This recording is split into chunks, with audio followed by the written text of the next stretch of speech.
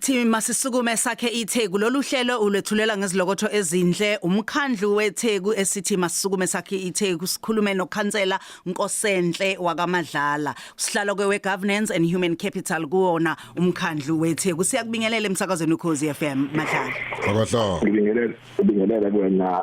Dr. Nosishinoza nabalaleli bonke bokhosi.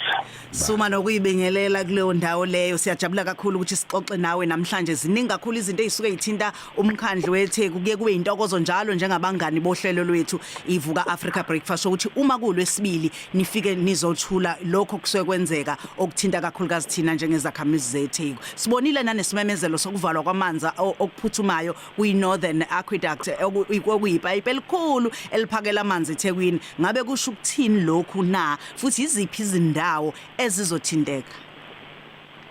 Yebo kunjalo ipipe lethu eliphakela amanzi lapha endaweni zaseNorth elihamba lapha eduze komfula iPhisangi naseMount Moriah Mount Royal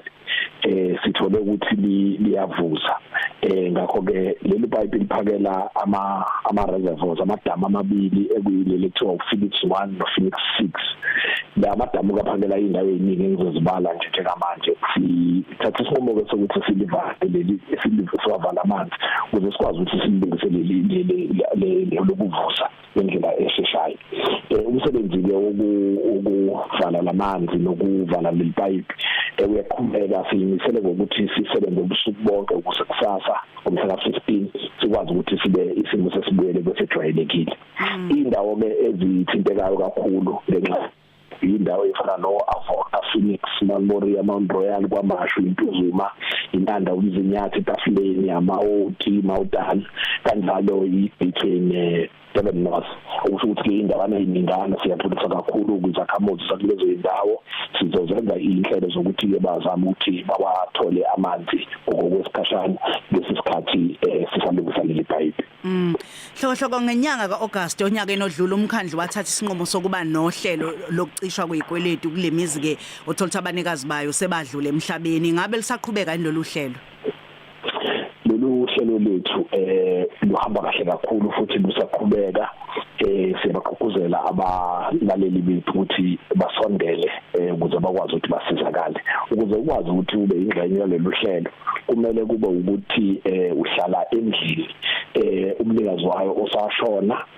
leyo ndlu leyo inani layo libe ngaphansi kuka 1 million rand okusho ukuthi libe ngaphansi nje kwesigidi lolu hlelo ngenxa yokuthi siphasise ngonyaka owedlule sithe umuntu kufanele kube umuntu osena 2 years eshonile ngesikhathi siliphasisa uhlelo okusho ukuthi abantu abazokwazi ukusizakala abantu ihlobo zabo ezashona before umhla ka-29 August 2022 labo bantu kufanele benze ngaphambili izinto ezizodingeka sethapha kakhulu ukuthi kusukela saliqala lolu hlelo kubantu abafake izicelo sesikwazi ukusebenza izicelo ezingaphezulu ka-10,000 lapho bantu sakwazi ukuthi sibasulele izikweleti bakwazi ukuthi bahlale sebekhululekile sebekhokhela lokho abakusebenzisayo njengamanje ukuze ukwazi ukuthi uqualify kulolu hlelo kumele usondele kosizakala centers bethu ama-office nje kamasipala aseduze uphathe lokho okulandelayo umazisi wakho uyi-South African ID isitifiketi sokushona somnikazi wendlu death certificate incwadi yomuzi title deed incwadi ekhombisa ukuthi uhlala lapho kuyi-proof of address kube sekuba yi-letter of authority from inkantolo ukuthi incwadi legunyazayo evela enkantolo okanye incwadi efundelwe yasemaphoyiseni lo sithi affidavit la nizohamba niyosho ukuthi mina undodana kamama lo kanye kababa washonayo mina ngisele endlini nakuba sisayilungisile abayi-ownership yomuzi kodwa ngifuna ukuthatha over isikweleti njengamanje bese kuba i-proof of regular income ukusho ukuthi uma ngabe ukuthi uyasebenza i-payslip uma ukuthi uthola ibonelelo umagrant nani uletha kona lokho ukukhombisa ukuthi uzokwazi ukuthi ube nawo amasentshana ukuthi uthenge ikhadi lakagesi ufake namanzi lemizamo ke imizamo esiyenzayo ukwenza ukuthi siqhubeke nokuthi silekelele imiphakathi yakithi ikwazi ukuthi iphile kangcono eThekwini. Umsanda kuvula mlalelo Khosi FM umsakazo sihleli noKhansela Madlala womkhandlu weTheku sesigcina nje nazi indaba eziningi ngathi zimnandi lezi ezithinta umnyango wezezimali kuzwelonke National Treasury ukuthi ke engathi iTheku lokhu linconywe njalo ngendlela engathi niphethe ngayo imali nokubika ngayo ngeimali zomkhandlu ukuthi kusebenza kanjani awuthi ukudlula nje kulolu daba.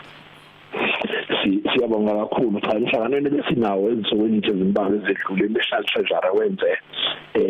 izethulo ezikhombise ukuthi bajabule kakhulu ngendlela esiphethe ngayo isimali ngesijabulisa ke lokuthi ngenxa yokuthi kakhulukazi baqhamuka ku-National Treasury ngenxa yokuthi kukhombisa ukuthi imizamo yethu ebesiyenza ukuphatha kahle izimali kanye nokuphatha kahle amabhuku omkhandlu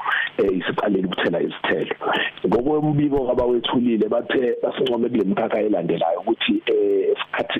kulo mkhakha okhokho kwezimali lokuthiwa revenue collection senze kahle kakhulu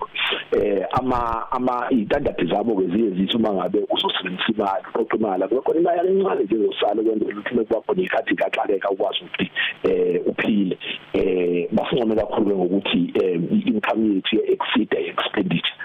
siyakujabulela kakhulu lokho baphinde basincoma futhi ngokuthi into beyikhalazo zabantu isikhathi eside sokuthi ohulumeni uyahluleka ukushesha abakhokhela abantu bekade benza imisebenzi yahlukahlukene basincomile ukuthi cha sesimprovile kakhulu abasebenzi abantu abaningi aba-service providers siyakhokhela within 30 days siwatholile ama-invoices baphinda futhi basincoma ngokuthi lapha kuma-employee cost siyibambe kahle kakhulu i-benchmark yabo ke ithi i-employee cost yakho kufanele ibe between 20 no 40%. Thina we are just nje at 25.3 ukuthi leningi esiyitholayo siyisebenzisa kakhulu ezidingweni zabantu nokuthi siyisebenzise ekutheni siholele abasebenzi nje kuphela lokho ke kwenza ukuthi si-invest ku-infrastructure sikwazi ukuthi kwingalasizinda sikwazi ukuthi umsebenzi uqhubeke okugcina ke ilokho ukuthi afuna umkhandlu ophila ngezibonelelo zikahulumeni lokuthiwa ama-grant amaningi akhona ama-grant ambalwa esiwatholayo uma siwatholile basincome kakhulu ngokuthi siwasebenzisa kakhulu ekutheni siwatshale kwinqalasizinda nakwi-investment okuboosta-ke umnotho wetheku futhi kusize ukuthi abantu bahlale kangcono siyaziqhenya kakhulu-ke ngabasebenzi bethu abenze ukuthi sithole lokhu siyafisa futhi ukuthi umphakathi iqhubeke ngokuseseka emizamweni yethu yokwenza ukuthi itheku uphileke kangcono kulona. Hloko siyabonga kakhulu ngesikhathi sakho kodwa nje ngiyafisa ungathini kuthina njengoba ke nayi bafana namhlanje ibhekene neRwanda ukuthi kumi kanjani sithini score siyazi ukuthi siyadlula siyaphambili abalandeli abaqhubeka nje bayisupport ilizwe lakithi sithembe ukuthi kuzohamba kahle yonkinto hayi sakuphelele bazokhuluma wena ke nazi ya nakho siyabonga ngabasuku bezakhitheko